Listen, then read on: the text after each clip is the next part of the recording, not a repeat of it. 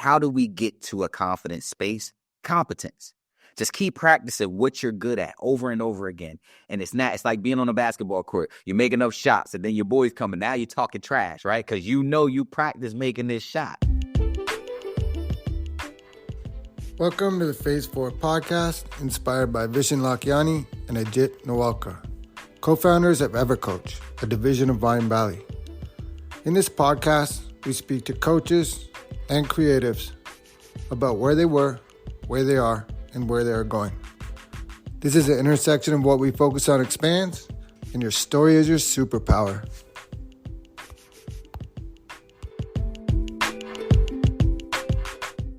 Today, I have the honor and pleasure of bringing to the Phase 4 stage Larry Paul, who is a leader and a light worker. Larry is a money coach who helps his clients transform their financial processes for sustainable growth and peace of mind, with a well-rounded approach that takes into account your current situation and your future dreams and goals. Today, we're going to talk about that, and we're going to make this a bit of a masterclass when we later on talk about the mastermind. So Larry, welcome, and thank you for joining me today. Appreciate it, man. Thank you for welcoming me. I'm excited for our conversation today, not just about mastermind, but how to become financial masters of our own money. Yeah, I love that. It's such an important thing now in the past couple of years, especially since we've seen the price of everything just double. But I always kind of begin with just, who are you? Tell us a little bit more about yourself. Sure. So my academics and most of the time, the way most people meet me is as an accountant, right? I've been doing taxation accounting for 19 years now. This will be my 19th year doing taxation accounting. I've been doing it since I've been 18 years old. And so I just rolled that into my accounting degree. So I got a degree in accounting, and then I started doing bookkeeping and started my own accounting firm back in 2022. And just been, a full-time entrepreneur, helping people develop mastery. Also around 2023, I started doing financial literacy courses in the community. And a lot of people kept coming up to me like, hey, man, can I talk with you more? Like, I want to meet with you like once a month, once every week, things like that. And I said, okay, if I'm going to be giving people this time, I need to roll this into something. And so I started with just being a mentor, but then I started creating my own coaching program. And it's so funny, man, because I started with just working with young men, helping them build confidence, right? Young men coming into real estate, teaching them how to stay inspired when they're waiting to get a deal and things like that.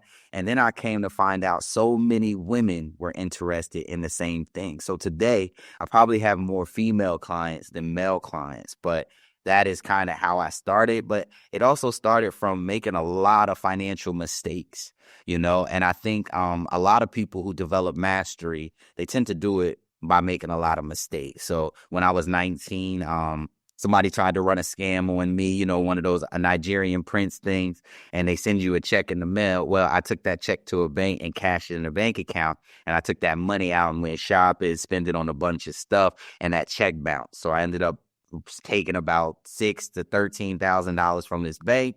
I was on like a blacklist, do not service this client. So for 7 years, from 19 to 26, I could not have a bank account. I had jobs. I had to go to check cashing. Every time I tried to open a bank account, Wells Fargo, Bank of America, they would send me a check in the mail and say, take your money back. You can't bank here, right? And so luckily, I got a job with AT&T, and I said, let me call TD Bank and see what they'll do. And so I called TD Bank, and they say, all right, Mr. Paul, we'll give you a chance. We'll open up an account for you. And I've had an account with them for the last 11 years because they took a chance on me, man. And so, I tell people these things because mastery is not overnight.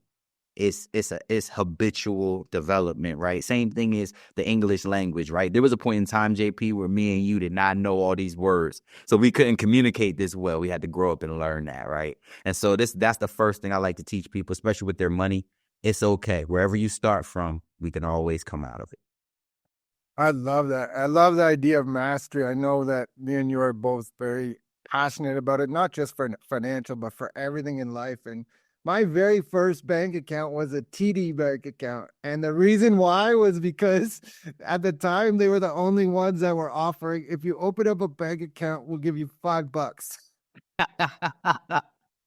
That $5 sold you, and it was a great investment, man. Good job. No, it's so funny, and they actually started in Canada, I believe, and came down. And so it's so funny because I'm so connected to Canada in so many different ways.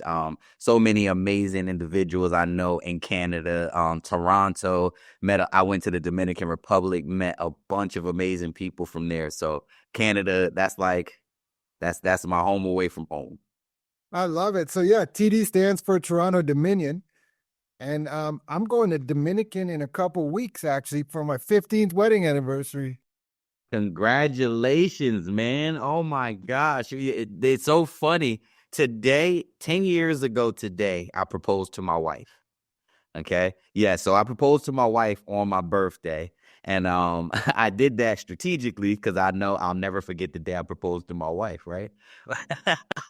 That's brilliant. But no, man. Yeah. I guess we got to say happy birthday then here. Right. I get a happy birthday from her, and then we always get to share that day. You know what I mean? To me, it's ways that you can show love, right? But how much better could you show love than sharing a day that's your day with your significant other?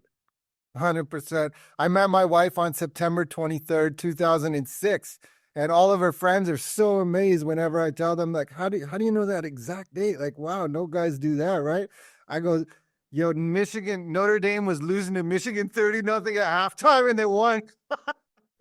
So then 10 years after that day, my daughter was born on September 23rd, 2016, which is just, when you're talking about dates and alignment and everything, it's crazy, right? It really is. My wife's birthday is September 19th. So it's so close to what you guys have going on. And it's funny, I met her April 1st, 2010. And people say, how do you remember that, Jay? Because it was April Fool's Day and the day before I lost my job, right? It's because of those emotional things. I went to a job fair the next day. And when I was coming home from that job fair, me and some of my friends were hungry. So we stopped at McDonald's. I went into McDonald's. I seen my wife sitting down. Some of my friends was like, go over and talk to her, go over and talk to him. So I order my food. I walk over and I say, I see you looking at me. Give me your phone number. And she just started laughing. She gave me her number. And 15 years later, here we are. That's awesome. So we're going to go into more of the podcast conversation, but something to highlight right there is you lost your job, but the very next day you went out and tried to attack it again instead of just sitting there. It's so easy for people to, not just jobs, but whenever we have a loss or a fail, we kind of just like leave it there, but you came right back the next day. I heard Ed Sheeran in a YouTube. He was talking about failure, and you said it at the very beginning when you were talking, but he was saying we don't talk about it. We don't celebrate it. Nobody wants to know about failure. We hide it. Only want to see success. And success is like whoop-de-doo, right? Like that's what happens at the end of failing hundreds of times, he said. And I'm like, wow, that's a good one because I talk about failure a lot, and it's so important. You have to fail in order to grow. Absolutely. Success is a math equation, and it's failure plus failure plus failure plus failure plus failure equals success. Wow, that's awesome. So as you can see, we've already started his interview on fire. So I guess so it's financial literacy right now as far as work. That's like your sole mission, right? And so you were inspired partly because of your history. You don't want other young people to go through it. And I think when we're young, you don't think about it. You don't care about it. But it's so important as you grow older. Like you're saying, that FICO score you need that, right? To get a mortgage, to get a loan, to get a car, to do anything, to open a bank account. And so that's your personal journey and your soul's mission. And so how are you elevating that first in your community? But I think we're going to go online and do this worldwide now, right? Absolutely, man. And so, it's funny. As I told you before, when I was 26 years old, in July 1st, I became a behavioral youth specialist. So I got to work with children between the ages of 5 and 14. They would come and live in my home with me between 9 months to 2 years, and I would help modify those behaviors. So a part of creating IEPs, doing things like that. And I just love working with the kids. I had 27 kids come through my program. all 27 went to a lower level of care or got adopted. And so that was the mission and the goal. But as I was doing that, I started to realize a lot of the kids who had traumas and behaviors got that from adults. And so I said, I want to make more of an impact, and we don't have enough people helping adults. So I started to do some studying on what's the best way I can help adults. Should I be a therapist and talk with them therapeutically? Because I would know how to do that now. How should I do that? And then I started just studying divorce rates. 80% of people get divorced because of finances. Okay. I started to look at economics development. I started to look at some of the best communities, and the best communities have financial literacy, meaning they understand how spending $1 in my community comes back to me when I have something I provide to my community, right? And so just understanding how money works, how economics work, I felt like it was the best way that I could help my community. And then when you understand that the average American comprehends between a 3rd and 6th grade level, then that means strategically we just have to make our stuff more simple, right? So I created a 12-step framework for anybody that says, I want to be financially literate. I want to be a financial master. I want to have control of my finances. I created a simple 12-step process to create a foundation for growth and then protection of those assets. And if you don't mind, I can go through the 12 just so your audience hear. Yes. Okay. Awesome. So the first one is the simple. I'm sure everybody has heard, start with a budget, right? And if I ask most people, do you have a budget? Most people would say, yeah, I know how much I spend and I know how much I make. But then I'll start saying, okay, down to the dollars and the cents. How much did you spend last month? And they say, I don't know. Okay. That means you don't have an accurate budget. Because if you had an accurate budget, you would know dollars to cents, right? So the first thing is understanding there's 2 budgets you actually have to create. Because most people don't have a lot of money, but they have a lot of time. And also, most people would say that time is more valuable than money. So if you're going to budget for your money, why wouldn't you budget for your time? And so what I do is I help people create what's called a time blocking template. And it's funny, you shared a video with me the other day, the 168. And the reason why that number is so powerful, people, is because there's 168 hours in every week, right? We all say there's not enough hours in a day, but there's enough in a week, right? And so what I do with my time blocking template is I go out through each day, Monday through Sunday, draw out all 12 hours or 24 hours in that day, and I ask you to fill it up with everything you do, hour for hour. If you go to sleep, when you wake up, if you go to the gym, if you at work, I want you to see what you do. And audit how you live. So, because most of us, when new opportunities come, we say we don't have time for it. And I just want to blow your mind with how much time you really have, right? But you have to see it. It's not enough for me to say it. You have to see it. And so we create our budget with our expenses and our revenues. Yes, that's our yes list. A budget is not your no list. It's your yes to the things you really want list. And you have to fall in love with your budget, okay? And when the last thing I'll share with you guys on the budget, simple budget. If you want to know a framework, the 1st, the 15th, and the last, okay? The first day of the month, you should go to your budget, list out all your revenues, all your expenses, what you expect it to cost, and just build out the template.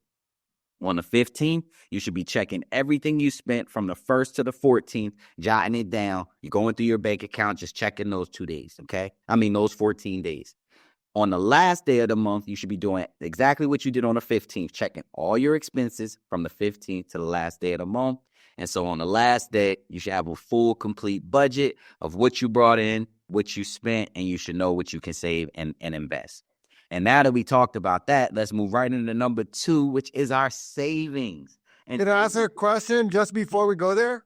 So that part with the 1st, the 15th, the 30th, you're talking about time, right? But this, if you do it that way, 3 segments, that shouldn't even take a long time. It should take less than an hour for the entire month almost, right? Absolutely. 3 days, which is only 10% of your month, and it's only going to take you 30 minutes to write this down each time. So we're talking about an hour and a half, guys, for you to get control of your financial future. Not 8 hours, not 2 years, not this long amount of time, right? 30 minutes, 3 times a month. You guys can do it, right? And so with that, as you guys start to do this, because I know we got some 1%ers watching this podcast, okay? So I know somebody's going to create that budget, and once you do, you're going to move into our number 2, which is save. Now, the only thing I like to tell people about saving is you have to do it after you have your budget, because your savings, you only want to save up to 6 months of your expenses. So you need to know what your expense number is per month. Let's say you're spending $3,500 a month. The most amount of money you want to have saved up in your savings account is 6 months worth of your expenses. So if you were saving, let's say your expenses was $3,500 a month, 6 months of expenses will be $21,000, right? Anything above that should be going towards investing, okay? Not saving anymore. At this point, it's the law of diminishing returns, okay? That money should be going somewhere else for opportunities, okay? But the $21,000 should be liquid in case you run into any emergencies. You know you can handle your bills for 6 months. You know you can live, survive, and things like that, okay? And savings is all about the best strategy that works for you. If you don't have a strategy, I recommend starting with the 20-50-30 rule. So a lot of people call it the 50-30-20 rule. I call it the 20-50-30 rule because I think you need to pay yourself first. So 20% goes to you, your savings, your debt, your investments, okay? Those are the only 3 things you pay with that 20%. The 50% goes to your needs. So that's your living expenses, your car, your eating, things that you absolutely need to survive. And the 30% is to your wants. We can't be this structured and not have fun. I want you guys going to the movies. I want you taking vacations. I want you having fun. Hey, saving your money and getting financially fit does not mean we don't get to have fun. It actually means we get to have more fun, okay? So after we go into your savings, we move into everybody's favorite. And to me, it's the most easiest to control, your credit. Okay. And oh my gosh, the best thing I can do for you guys is just tell you, simply put, go to Credit Karma, because when I found out, I went to Sears, me and my wife applied for credit cards, and they sent me a mail and a letter, and they said, Mr. Paul, your credit score is 390. Now, luckily, I was not financially literate. I did not know that was bad, people, okay? I just thought that's where you start off at if you're young and you ain't use it, right? And so I said, okay, I got to fix this stuff. But in 3 years, I took that 390 to a 740. And by the time I was 31, I bought my first home. When in America, the average American buys it at 34, right? And so understanding credit was so vital and so important. And I learned the principles and the basics right from Credit Karma. And there's only 6 things you have to worry about with credit, okay? Pay your bills on time, okay? Keep your utilization low. So if you have a $1,000 limit, only spend $300 or less, okay? You want to keep that utilization under 30% to keep your highest score. The next thing, derogatory marks. All you have to do is follow step 1 and you won't have to worry about step 3. Derogatory marks tend to come when you don't pay your bills or when you have outstanding things, maybe a hospital bill, high expenses that come up and they might go into collections. But I would recommend, if you do have a job, call them, learn how to negotiate and get that down for you. I do help some of my clients and some of my students negotiate their debts, right? And then you have mixed accounts. So you don't just want to have credit cards, right? You want to have store cards. You want to have a car payment. You want to have a mortgage. You want to show the credit people that you know how to use all forms and types of credit, okay? And the last one is inquiries, right? So you don't want to just be running your credit 100 times a year, right? You want to keep it low. I recommend twice a year, but if you have really good credit, it really doesn't kill you. Maybe 2 or 3 points every time you run it. So if you have a 750 or a 760 and you want to use your credit for real estate purposes, business purposes, and things like that, feel free to do that. But just be mindful. It does hit your credit every time you get a new inquiry, okay? And so that's our credit portion. Then we go in there for a sec. So you're saying to pay it all off. You said paid the bills, but you're saying like for sure, just as long as you pay the minimum, whatever. You obviously would like to pay more, but make sure you're paying the minimum every month. Yeah. And one other thing that we learned the hard way, there was a time a long time ago where we thought credit cards were bad. We didn't want credit cards. So my wife didn't have any, right? We had a couple for certain things that we just needed, but my wife didn't have any at all. So then we go to renew our mortgage and they're like, we can't give you a mortgage. We're like, why not? They're like, you don't have any credit. We're like, what are you talking about? We thought it's better not to have bills, right? But really, so basically what they say is like, get a credit card, put your phone bill on there, put your insurance on there and pay those off every month.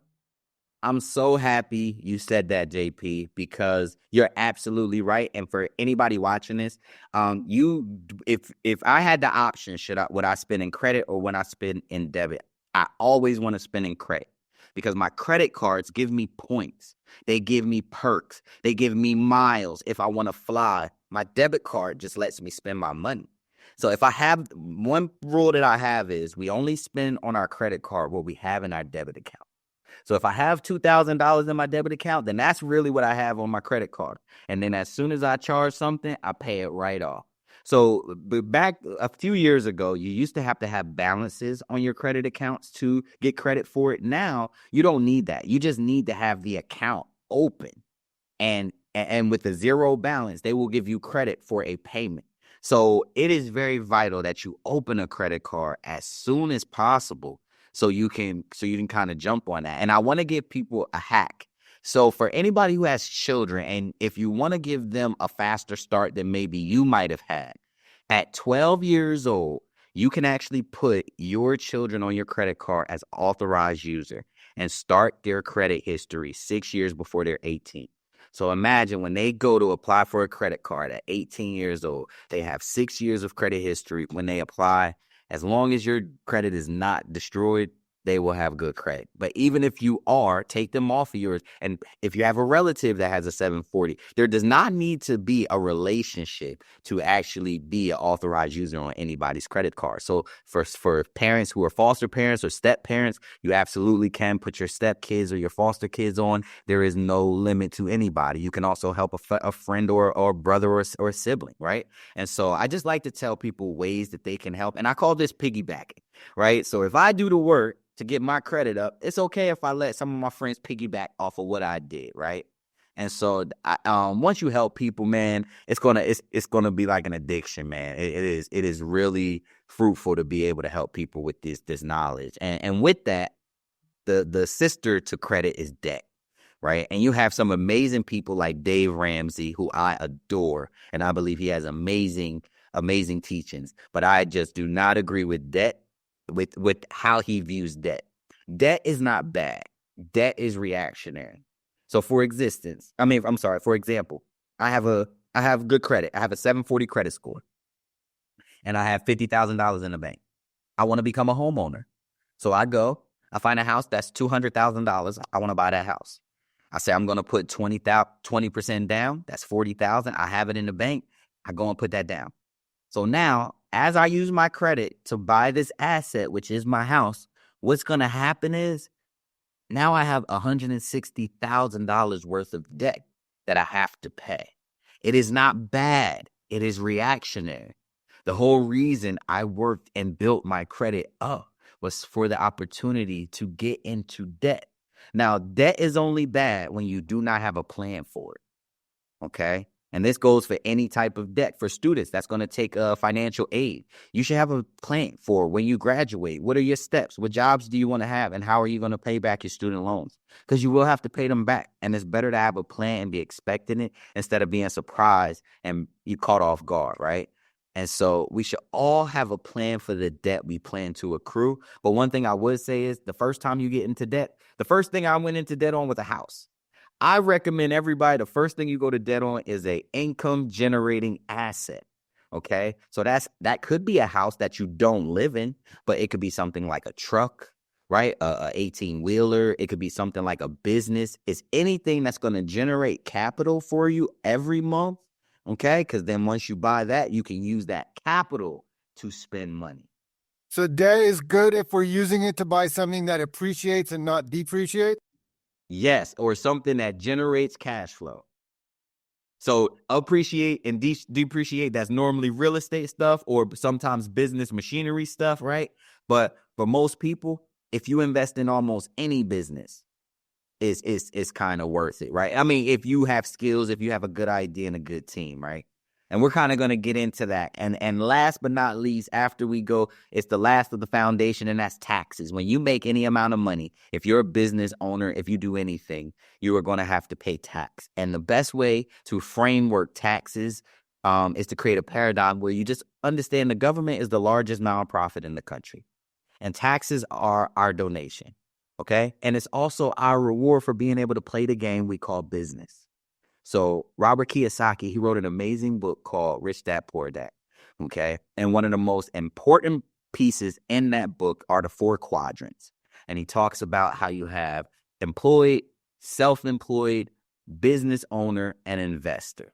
But the thing is, employed and self-employed are not able to take advantage of the tax code as much as business owners and investors.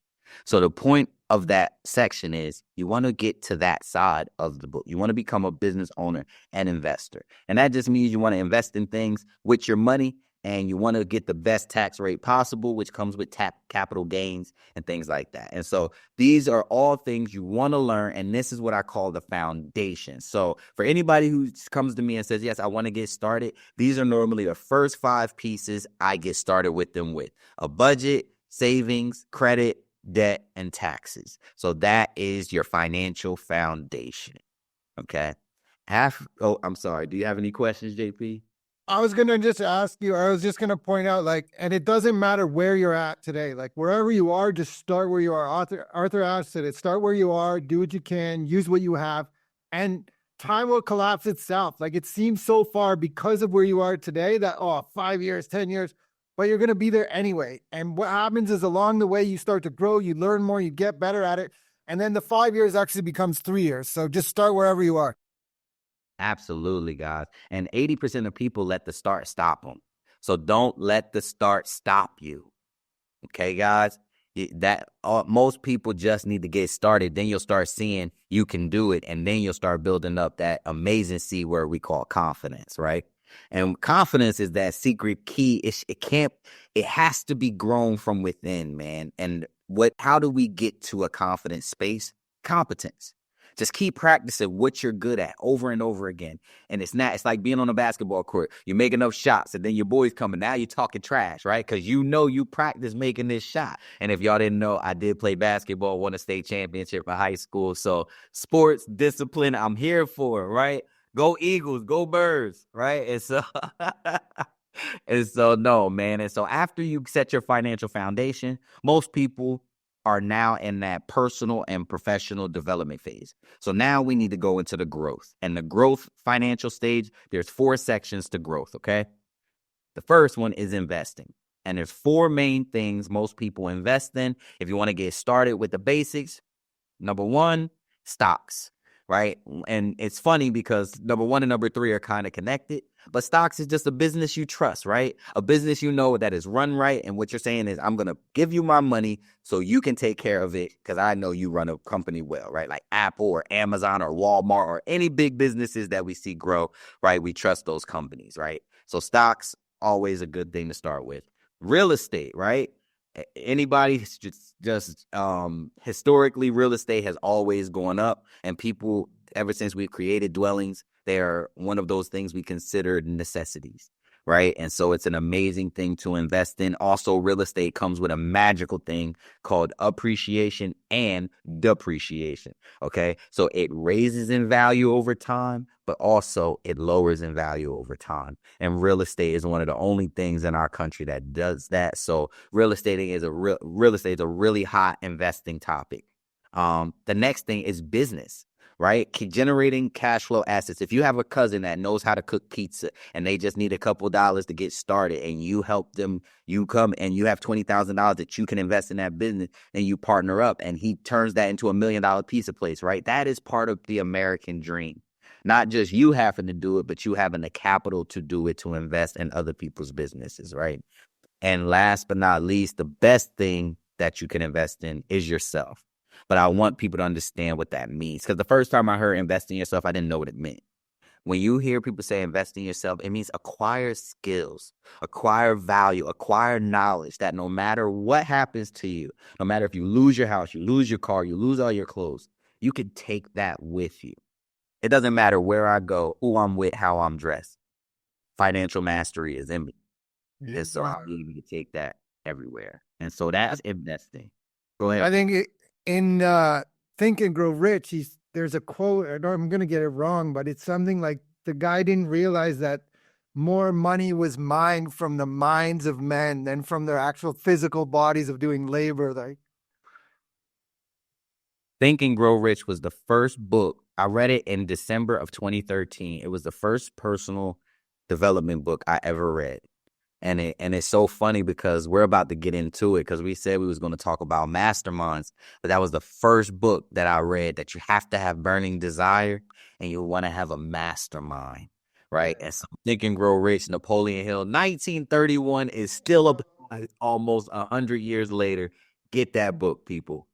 Yeah, that's my most highlighted book, my most read book. I have a question about investing. So this is going to be for the people who are just beginning, who didn't know, who are like, hey, this is actually interesting. When you're talking about investing at the beginning, are we trying to get back dividends right away, or are we trying to go long term and just go low, go slow? So it would depend financially where you are, right? And the more capital that you're able to start off with, the more options that you have. So if you have less than $1,000, I say it's more important to just get started because even if you do get any dividends, it's going to be something really low because it's based on the balance of your money, right? So if you only have $500 or $600 in there, although you can get a dividend, it probably won't be any more than 5 to 6 cents, right? And so I like to set expectations and I want people to know strategy, right? Some people invest for the long term. So if you're younger, you want to be more set up for a longer financial future, then that makes more sense, right? But also if you're somebody who's a little bit older and you want to use these dividends, but maybe you have a 401k with $800,000 in it. Now you transfer that to a real good piece of stock. Now you can get back a nice, good, healthy $5,000 a month, on a dividend, depending on where you place your money and things like that. So I would say it really depends on the amount of capital you have should dictate your strategy. But I always recommend talking to an investing professional. I am not an investing professional. I do work with a plethora of them because, I sit here and talk about financial mastery. So the things that I don't know, I work with professionals that do know. Right. And some certain things I've studied. So I am certified in credit, budgeting. I've been doing that for years, debt management and taxes. I've been taxation accountant and managerial accountant doing bookkeeping. So those things I am like a master of. But the investing, I have smarter people tell me what to do. That's a smart thing too, right? Leave it. If you don't know, don't waste your time. Stick to what you're good at. Some people stick to your lane instead of trying to do everything, right? It's same with coaching. Sometimes I'll be like, dude, I am not your coach, but I know who is. There you go. And that's the point of all of us being together, right? Because also our clients need to resonate with us to listen to us, right? And so if you don't resonate with me, although I might have good stuff to share with you, you just won't be able to grasp it the way you would if JP was your teacher, right? And so it's important to know that and not get defensive about it. Could you imagine if there was coaches who got upset because clients didn't like their style or things like that? Like there's 9 billion people on earth. You gotta be fine with that, right? Yeah. And so investing, that's to me, that's the fun section. That's where you just play around, take some risks, get some crypto, get some stuff, try some things out, right? Because normally you're only investing because we got those 6 months up in savings, right? We're still making money. So investing is like extra. That is when the cup is running over. Yeah. And if you want your money back quickly, don't go into crypto. You're going to have a nervous breakdown watching it go up and down, up and down, up and down. So we got budget, saving, credit, debt, tax. That's the base. That's the foundation. Now when we move into growth, which includes investing real estate, investing in... No. Investing, I just told you the 4 top things to invest in. Okay, so investing was just the first one, which is number 6. Number 7 would be entrepreneurship. Okay. All right. And so with entrepreneurship, what I like to teach, and I do business coaching because being an accountant for 19 years, I started to meet different business owners, see different people making different amounts of money. And I started to understand there's 4 main things that help a business function. So I like to share it with people. So in case they have aspirations of starting their own business, or we have some coaches here, they can know what are some of the most important things in business. Okay. So if you are going into business, you're about to create your business, there are 4 main things you need to focus on. 4 main systems. Number 1 is your sales system.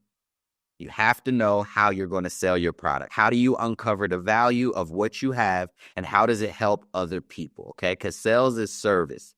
Okay, so you need to know how your product or service serves others and know how to present it so you can sell your product. So sales is number one. If you don't master sales, unfortunately, you do not have a business. Okay. Number two, marketing. Now you've mastered sales. Now we need to share you with the world. We need more people to see what you have, what you give, how you help. So now they can come and see you. And I never recommend anybody sharing their sales because our ideas of us are terrible, but others tend to see the best in us. So I recommend you get somebody to market you for you. When I meet people and they're on their own social media trying to share, trying to think, the first thing they're thinking is, oh, I don't look good in this photo. I'm not going to share it. Or these words don't sound right. Your marketing director never thinks about that. They see you in the best light and they make sure the words are perfect for you. And so marketing is number two. And in case a lot of people think marketing and branding are the same, I'm going to give you guys a short and easy way to understand the difference. Marketing is what I say about myself. So I come in the room and I say, guys, I'm a great accountant. I'll take care of you guys. I'm going to handle what I have to handle and you'll be satisfied. That is marketing. Branding is what you guys say when I leave the room. So if JP brings Larry up and he says, Larry is a great accountant. He helped me last year with my books and it was perfect. Or Larry made a mistake because it happens, right? And like, whatever people say about you when you're not there, that's your branding, right? And then what you do consistently over time. So we know McDonald's for fast food, right? When I'm talking a health conversation, I'm never bringing McDonald's up. That's not what they're known for, right? They're known for fast food. And so branding is what you're known for, what people bring up when you're not in the room. And so that's marketing in a whole. The next third step is financial management. You're making sales. You got more customers coming in from the marketing. Now you're making money. You got to learn how you divvy up stuff. So they're called expenses. In business, expenses are your friend. Okay. So you got to have somebody tracking your finances so we can know all of our expenses. And you need to know how much revenue you're bringing in for tax purposes and things like that. All right. So that's your financial management. And also you need a guy just telling you what to do with your money. If you are a plumber and your plumbing services are doing great, you know what you don't have time to do? Count your money. You have to be out there being a plumber. Right. And so these positions that I just spoke about, sales, marketing, financial management, these are also the first positions you should hire in your business in that order. So if you're somebody who's like, I don't know who the first person to hire is, I don't know where to start, how do I do that? You start with a salesman because they automatically assist the bottom line. Then you go with marketing because they're going to get work for you and your salesman. Then you hire your accountant because now they can track the money that you're making. Okay, so that's the system. And last but not least, number 4 is your systems and your processing. Do you know why God created men? He created men to be managers of his domain. So this earth, we are the managers. We cultivate it. We farm it. We do all the things. God looks at us from above. That is how you are supposed to be in your business. You are not supposed to be working in it. You are supposed to be looking at it, have managers, have people that run it for you, and you are just making sure there's money inside and everything is good. Okay. If you are working in your business, you are self-employed. If you are working out of your business and being able to oversee things, you are now, my friend, a business owner. And we call those systems or automation and delegation, right? Hiring people, giving people commands, telling them where to be, but also giving them the tools and the technology to be successful. So that's entrepreneurship in a nutshell. If you follow those 4 things, I promise you your business will be off to the races and you'll be ahead of 80% of people out there. I love it. A lot of leadership qualities seem to like trickle over to both to that. Absolutely, man. Because, it's one thing about personal and professional development. We want to be more. And the thing about business is spiritual. It allows me to be more. When I do more of it, when I do it right, I create more. Walmart started off as one store, but so many people seen value in it. So now it's over 2,000 Walmart locations, right? McDonald's started off at one location, but now you can find them all over the world. So business is spiritual. It allows you to be anywhere, everywhere, all at once, right? And so I love business. And most people who get into personal and professional development will end up in the entrepreneurial space, right? And so the next 2 are kind of there to help you with that last one. So the first one is a mentor. If you were going to start a business, right? This is number 8 in our growth. You need a model.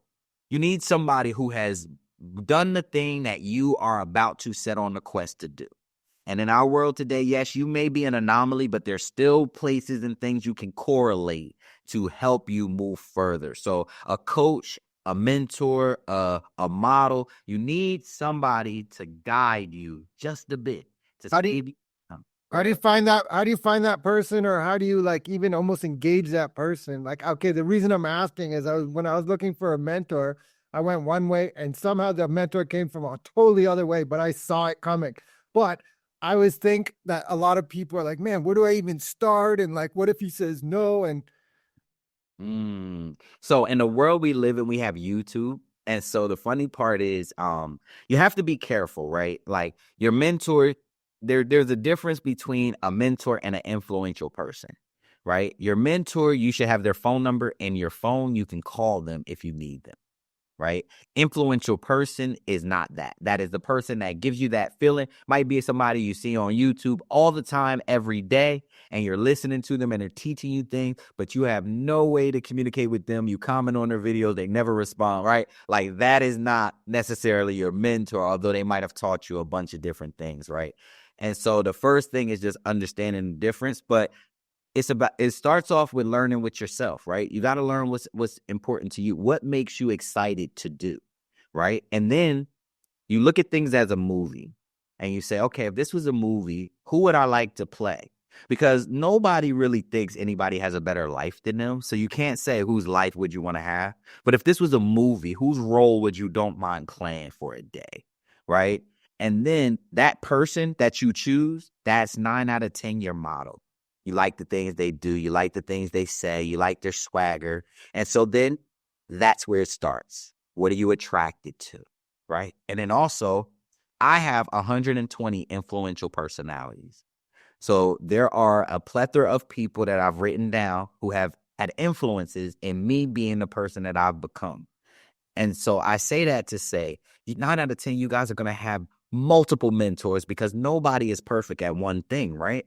I have a financial mentor. I have a spiritual mentor, right? Pastors, right? I have a physical mentor, right? I have a brother that got me into running. And if you see him, he looks like Captain America, right? But like that's who I listen to for that thing, right? And then I have mental mentors, people, therapists that I used to work with who give me mental exercises and stuff. So you may have 5 to 6 mentors. And that's one thing I want to get you comfortable with, because sometimes it's so hard to make a decision.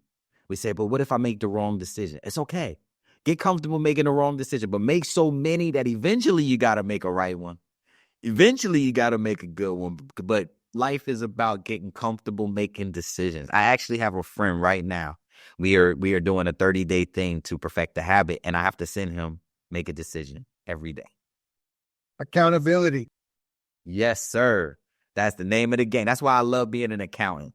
Because I tell people all the time, being an accountant, it really just means I'm an accountability partner. I hold you to the goals and the dreams that you set for yourself. You have the ability to account. That's it. That's it, man. And so with that, once you find that mentor, the most awesomest thing that's going to happen naturally from finding that mentor is we're going to go off to number 9. We're going to find that mastermind. And your mastermind, if this is a journey, your mentor is the person that gave you the GPS. Your mastermind is the people that's about to take the trip with you. Okay? Those are the people that are also on the journey, might be doing different things, might have a different business, but they know exactly what you're going through because they're on the same steps and walking that same path with you. All right? I recommend you have 2 different types of mastermind. I recommend you have a mastermind that specializes in what you do. So let's take JP, for example. JP is a podcast, right? He has podcasts. He's into that. So I would recommend JP being a mastermind that is fully encompassed with people who do podcasts, right? But then I would recommend that you have a mastermind where everybody is different.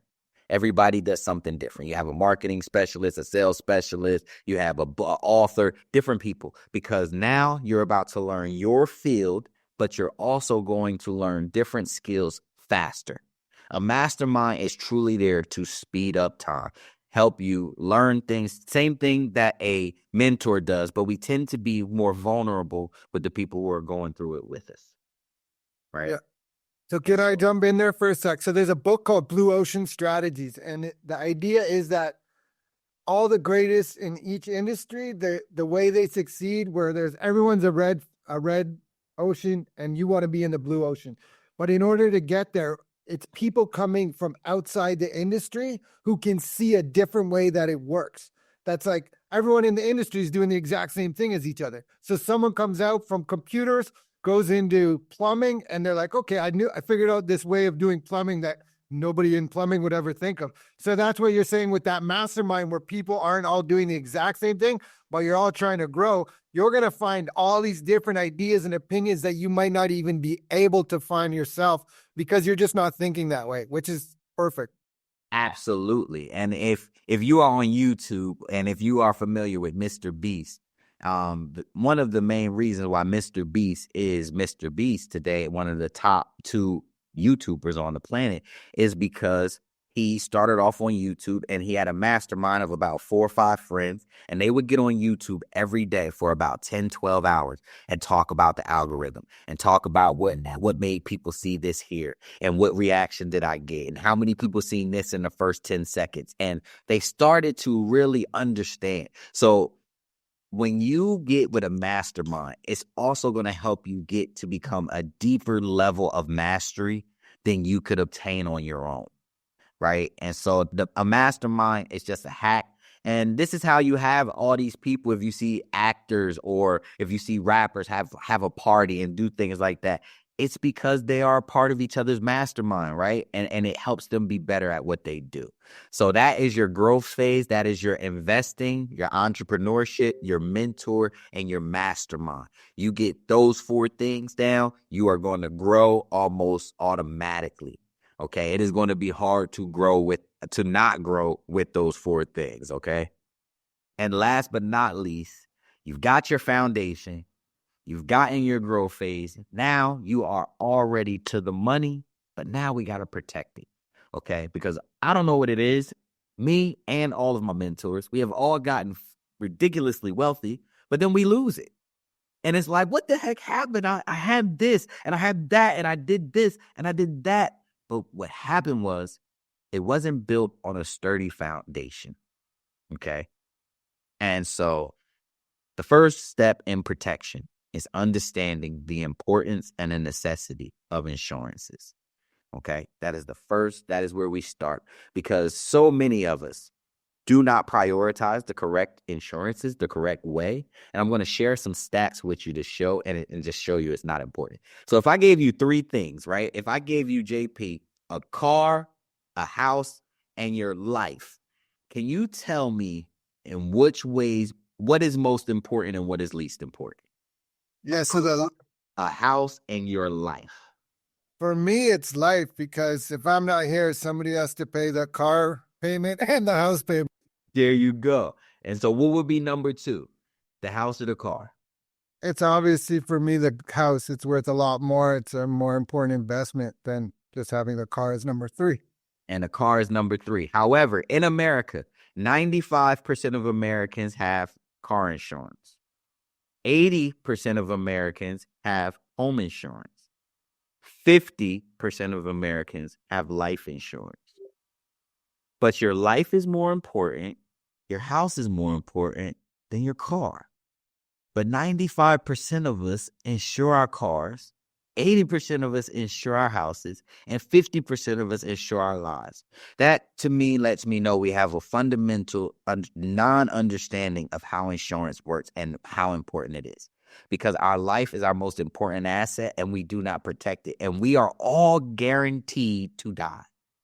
So it doesn't make sense not to make sure you have life insurance, right? But it's also not just to sell people on life insurance but it's to show you the importance of health insurance. It's to show you the importance of car insurance or homeowners insurance, because insurance is there to help you with an asset when you do not have the funds. So yes, you'd never see the importance in insurance when you're doing well, because it's not for that time. It's for the time where something catastrophic happens.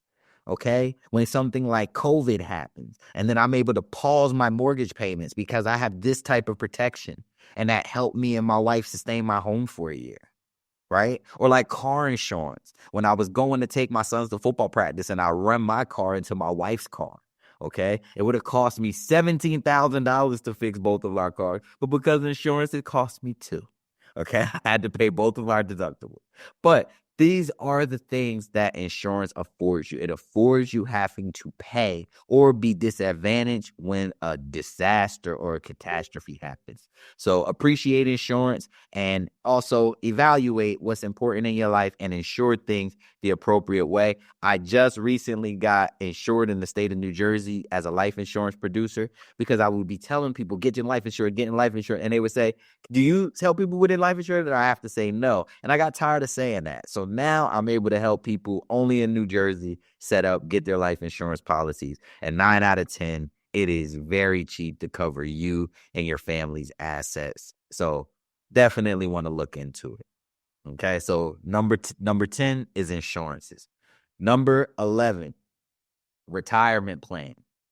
Okay, the luxury of doing everything right is getting old. Okay, and in America, the average life expectancy is 74.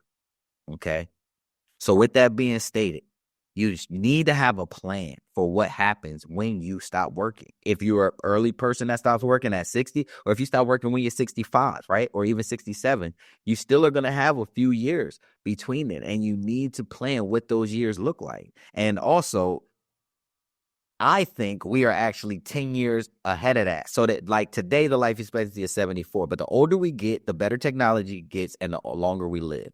So people today in their 30s, in their early 40s, in their 20s, they're going to live a little bit longer than people who are in their 60s and 70s today. And so it's something that you have to think about. And the smart thing to do is prepare like you would be 100. So let's just say you retire at 65 and you prepare to be 100. So you got to think, how much can I live off of for 35 years? And we do simple math, right? If I'm spending $50,000 a year and I need to live for 35 years, right? So now it's just 35 times 50. I'm going to try to do my math really quick for y'all. I'm going to say 1.7 million. I think that's right. You'll have to correct me with the calculator later, JP. But I think that's how much, that's your retirement number. So that's how much you would need before you can retire. And you want to make sure you have these numbers and have these things. And if you don't have that much, scale back. Some of us don't need $50,000 a year to live. Some of us will have our houses paid off, our cars paid off, and it would only cost you $30,000 to live, right? And so now for you to live 30 years, it's only $900,000, right? And so it's good to understand these numbers so we can have a plan for how we'll live in our retirement years. And last but not least, estate planning. We all are going to pass away one day. How you leave your assets is very important. It's very important for infighting with your family. It's very important for taxes and the government ripping your stuff away. And it doesn't matter how famous or popular you are, because even Elvis and Martin Luther King family got less than 40% of their assets because they went into probate. Okay, so how do you do this? How do you protect your assets? How do you make sure the state doesn't get in it? Number one, you have a simple will. Anybody watching this, no matter how much money you have, what's going on, you can sit down, write today's date on a piece of paper, write what assets that you have and who do you want to handle. Have somebody that you trust see it and sign it as well. Okay, it could be a lawyer, could be a friend, and put that paper somewhere safe so if something were to happen to you, people could easily find it. That is a will. Okay, it doesn't have to be any more difficult than what I just explained. It can be. You can get it notarized. You can do it with this lawyer. You can do that. You can get a trust. You can do all of these different things. But if you just want to keep it simple, grab a piece of paper, write down today's date, your birthday, your social security number, the assets that you have, who you wanted to go to. So if something happens to you, your family knows what your wishes are and can honor it, and that will protect your assets from probate. Okay. And so those are the 12 steps to financial mastery. That's your budget, your savings, your credit, your debt, and taxes. That's your foundation. You got your investing, entrepreneurship, your mentor, your mastermind. That's your growth phase. And then you have Your insurances, your retirement planning, and your estate planning, that is your protection. Okay. If you master all of those 12 steps, and we have very easy, simple frameworks that we teach in our program for that, you, my friend, will become a financial master faster than you can ever realize. Magic. How can people get into that program? You can actually go to my Instagram, or you can go to any social media platform. My name is Larry Paul on Facebook, but it is Total Wealth 2020 on Instagram. Total Wealth is the name of the coaching program. You can book a call with me. All people have to first book a discovery call with me, because I do not coach everybody. We have to be aligned in order to coach, for me to coach you. And so, discovery is where you get to meet me, I get to meet you, and then hopefully you can graduate into that coaching program. So yes, I'll make sure, JP, you get a link. And for any of your callers that's listening, what code would I want to do? If they say free running, because I know you're a runner. So if anybody listening today, you say the phrase free running to me, I will give you a 50% discount on any coaching program I have, because you heard it from JP's podcast. Wow, that's huge. So 50% if you type free running. We'll leave all those links in there for sure. Larry, I'm grateful. I don't know how much time you have. I know we're a little over, but I have a couple more questions if you have time. If not, we can. Absolutely, man. Absolutely. It's my birthday, so I get to ignore everybody today, and they got to deal with it. All right. So I guess what would some common myths be around? You could take any of those 12 steps you want, but I'm kind of thinking about just getting started, saving, investing. What are some common myths? Common myths. Okay, common myth number one, it takes a long time. It doesn't take a long time. It'll actually happen faster than you think it will. What tends to take us the longest time is making a decision to say, I'm going to follow this structure. It takes about 81 to 90 days to form a new habit. Okay. So really, if you practice these habits that I'm going to be holding you accountable for 81 to 90 days, you will be now on a pace for a completely new financial future. So the time misconception. The next thing I want to do is, you do not have to be a certain type of smart. You do not have to have an accounting degree. You do not need to be a master of money to master your finances, because this is not easy. It's simple. Okay. It's so simple that a kid can learn it. And so I really like people to understand it doesn't matter what financial situation you're in. I have a mentor that owed the IRS $1.8 million at one point in time. Okay. So, and he now is, let's just say he's doing very well. So because of these things, it lets me know there is no financial position you cannot get out of. Right. And so with that being said, those are like my top two. It does not take as long as a lot of people think it does. And just imagine if it took you 3 years to be rich, but you'll be rich the rest of your life. Isn't it worth those 3 years? Yeah. Okay. And yeah, so, and then it's easier than you think, or it's more simple than you think. Yeah, you just definitely got to take the action, right? Thinking we get stuck in our head, and it's then we talk ourselves out of these things sometimes. I think another one, you were talking about insurances, and I'm wondering specifically for entrepreneurs, small business, opening a company in America. We don't have it in Canada, but LLC. Can you talk about that for a minute? Yes, LLC. So if you have an LLC, it depends on what nature of work you do. But we have this one insurance company. It's called Next Insurance, and they are small business friendly. They will insure bits. So I learned about them because I do some real estate. My father does real estate contracting, and so we needed policies of $1 million or more for certain projects and certain jobs. But my dad and my uncle didn't understand that they didn't have to pay that amount. They needed the insurance for that amount. So I did some researching for them, and I found out that you can have these amounts of insurance for as low as $99 a month for LLCs. And so for anybody that's doing anything with the general public, you should be protecting yourself, because although you may know you're good, and although you may not have bad intentions, if somebody else feels disrespected, if they feel like you did not do what you told them you were going to do. You want to be protected. You don't want to threaten your business. And that's what insurance is for. It's for protection. You know what I mean? So I recommend most of my clients to start off with Next Insurance, and then, Next Insurance online platform, they would go on, fill it out. They tend to have cheaper rates between $100 and $500 a month. And so that's where I tend to send them. But it's very important, man, just to make sure your business is safe, especially when you start to get massive and have a lot of clients. Because as we grow, we are unable to pay as much attention. Right. And part of where I'm going there is to have the LLC in place, because some people don't. They just open a company, they start a business, they start taking money, and something, like you said, it's not intentional. Just stuff happens and accidents can happen. But if you have an LLC and you got insurance, then you're protected for that. And it just brings a lot of peace of mind, which helps you sleep better. Absolutely. So the good thing is, I tell people we got to earn everything.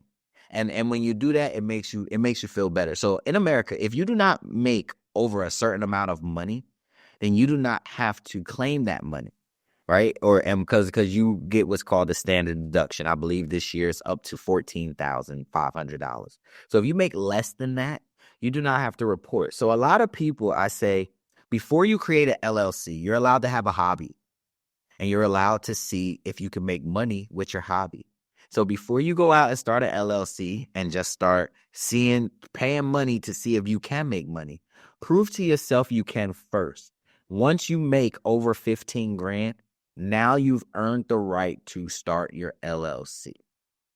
Okay. So this is the way that I teach it, because this will also stop it, because most businesses fail in the first 3 years because they are not prepared. And so if we help them become more prepared before they become LLCs, we'll have a higher success rate. And I'm going to have to do some research in Canada so I can get you and your audience some stats that go with you. I already got you. So it's HST, it's called deduction, and it's about 30,000. So if you're making less than 30,000 a year, you don't even have to claim that HST. Wow, that's awesome, man. And so America can learn some things from that. But one thing I will say about our incoming president, normally when he is in charge of the tax code, the tax code tends to be a bit more simpler, and people tend to get bigger returns. So I'm looking forward to doing taxes next year for people and seeing the changes. So I'm excited about that. But man, 30,000 write-off. I think they're about to do that for businesses here. All business. It's not the same number though. Like you're like a gallon of gas here is probably $6. Oh no, in New Jersey, it's about at $2.80 right now. Yeah, I just went to Florida over Christmas, and like you could see, the further south you go, it gets cheaper and cheaper, right? But the most we found was like $4, and that was like right off the highway where they're getting you. But I was just like, man. So the money, the exchange is crazy. Like, so the 30,000, it ends up being the same number almost. I have a couple more questions. Maybe, I don't know if you want to talk about it. If you don't, you can't. So when you brought up Trump, I just saw something that he just repealed a 1965 act, Equal Opportunity Employment Act. So I would love to get your thoughts on that. So I think when I first heard it, my thoughts and feelings were like most people, right? I didn't like it. I don't understand why he would do that, right? But then I'm always a person to look at the other side of the coin, right? In the world we live in today, why do we even need it? Like, I get it, but how many people, what I would like to do a study on is how many people have gone to court or taken it or been discriminated against and used this in a court of law? Because what if it's zero? That means it's just not effective, right? And if we're spending money on it, that could be wasteful. So it depends on the research, the data. We get so excited when we hear stuff, and we don't do any research. So before I get very opinionated or get emotional, I try to take a step back, breathe, and dig in a little bit more. So I have to be honest with you. I need a little bit more time to kind of see what will happen. But my thing is, what Trump will do if some of these things are too radical is he's going to unite Americans to do things that would be just as radical. So like, When you talk about impeachments, when you talk about, Republicans switching to Democrats and voting everybody out, like these are the things that would happen. But I really don't I think he promised people on his campaign certain things he was going to do. And on day one, he started to do it. And to be honest, I respect that. Like, I respect the urgency. This man has 4 years to change our country around, right? So I respect the urgency of doing some of the things he said. Obviously, the people who are complaining are on the opposite side, right? And so didn't vote for him. They don't agree. But in America, once our president is elected, what we are supposed to do is drop the parties, and we are supposed to support our president. I did not vote for Donald Trump. He is my president today. So I'm supposed to support my president. And that is being American. So that's normally what I try to do, is just support who's ever there. And, it shows, to me, it's like bad sportsmanship, right? It's like talking bad about the team that beats you in sports. I'm not going to be there. Yeah, right? I love it. I love the idea of just like looking at both sides, the Socratic questioning, and the idea of like, maybe in 1965, it was different. Maybe the gap isn't there anymore. Maybe it doesn't matter. People aren't looking at color anymore. And it's like, who's just the best candidate for the job? So maybe that's part of the reason. I don't know. I saw that earlier today, and then when you were talking about Trump, but I have two more questions maybe. And one was, we talked about, you talked about making a habit, being 90 days, 81 days. There's all sorts of numbers out there. Listeners of this show will know my tool, the N90 protocol. That's exactly why I have that tool, because I believe 90 days, it locks it in and it becomes automated. And that's what we're trying to do. Earlier, you talked about mentorship, and that's the M. My tool is called My5, and that's just, you could do it online. Hang out with 5 different mentors or people that you want to learn from for 12 minutes a day. You do that with 5 people each day for an hour. You spend 1 hour learning 5 different areas, and boom, in a 90-day period, your whole life will change. It's not too long a time period that you're wasting time if it doesn't work out. And it's also a long enough time period that you can test, measure, collect evidence, and see if it's for you. And if it is, you do another 90 days. So with all that being said, we talked a little about the mastermind. So I want to open up the mastermind conversation a bit more. And I want to talk about how important networking is. So networking is very important. And I think how to network and strategizing for networking is of utmost importance, right? And I teach this to young men because I started to go to real estate meetups. I do a lot of business development mixers and stuff like that. And I see people talking to individuals for an hour, right? Because they met each other, the energy spark, boom. But the question is, what was your intention before you came out? Right. And to me, so many people do networking without setting intention. And so they miss the mark.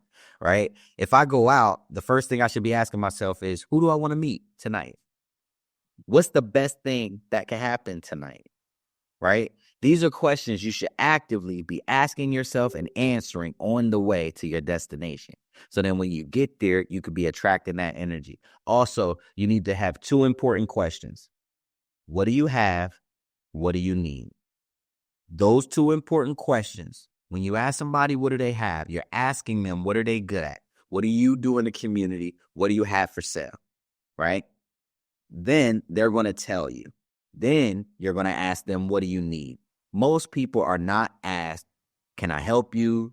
What types of things do you need in your business to advance? So you ask people, what do you need?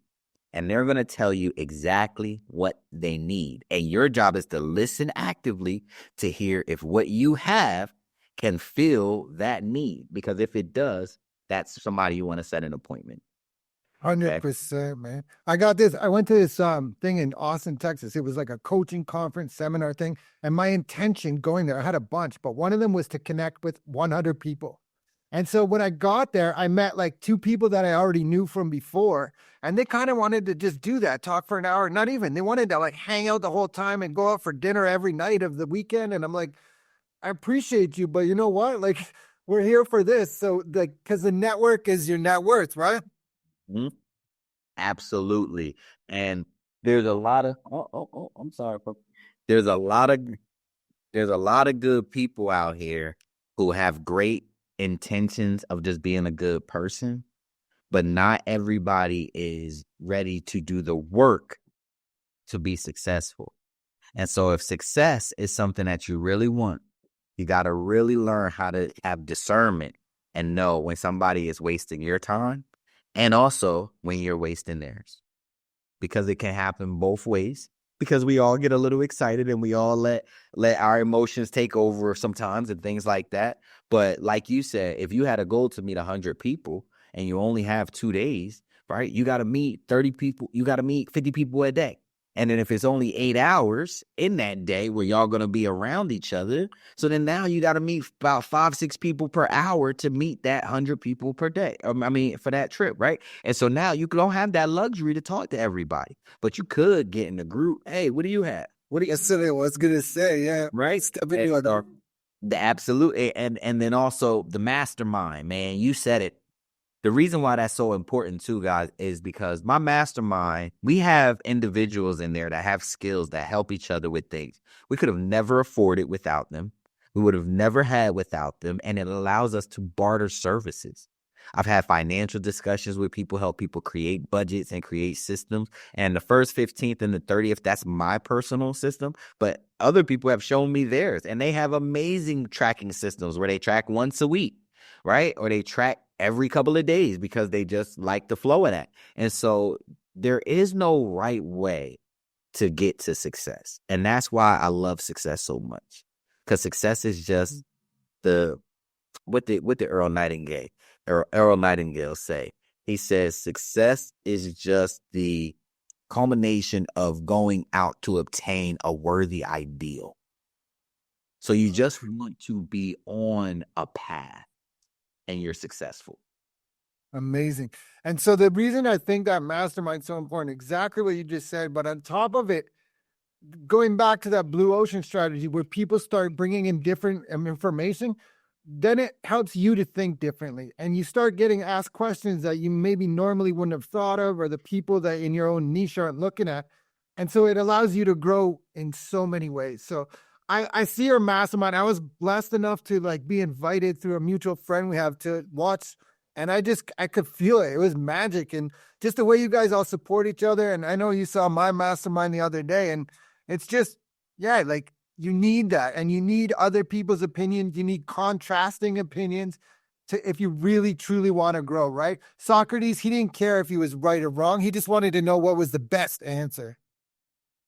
That is when you're dealing with a person of growth, because right and wrong don't matter and they almost don't exist, right? We are so quick to want to judge good and bad. But then in the next sentence, we'll say we're not supposed to judge each other. But as soon as you say good or bad, what you did unbeknownst was you judged something. If you think something is good, you judged it.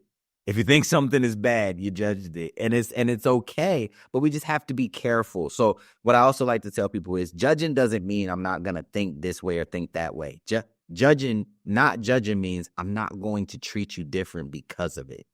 I have a lot of thoughts that run through my mind. I don't treat the people that I'm interacting with differently because of any of those thoughts. Emotional mastery too. That's another big component that we didn't have time to talk about today. I have 2 final questions. I know I said that. One of them is a question I ask everybody. This is the Phase 4 podcast, and Phase 4 in the 6 phase meditation by Vishen Lakhiani is all about creating your future 3 years from today. So where is Larry Paul 3 years from today?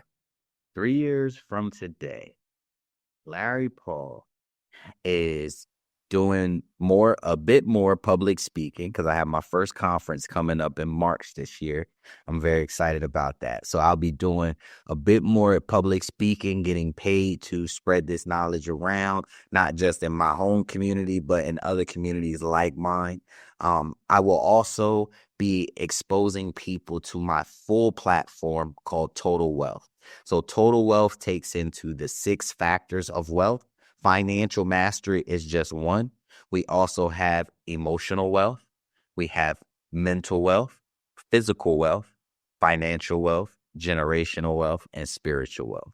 So those are the 6 factors that you kind of dive into when you also deal with me in my mentorship program. So we start off with the money because that is so surface level and most people see that as immediately.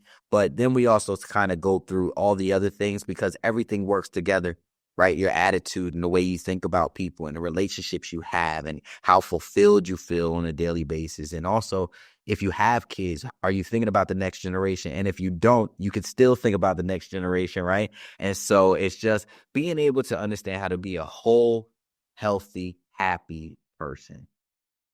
Wow, that's awesome. So the 6 factors of wealth, we're gonna have to do a whole nother episode about that.